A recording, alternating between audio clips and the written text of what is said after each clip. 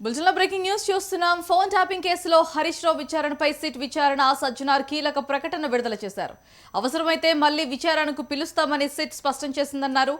తప్పుడు ప్రచారాలను నమ్మవద్దని ప్రజలకు విజ్ఞప్తి చేశారు. ఫోన్ ట్యాపింగ్ వ్యవహారంలో మాజీ మంత్రి హరీష్ రావును ప్రత్యేక దర్యాప్తు బృందం విచారించినట్లు హైదరాబాద్ సిపి సజ్జనార్ తెలిపారు.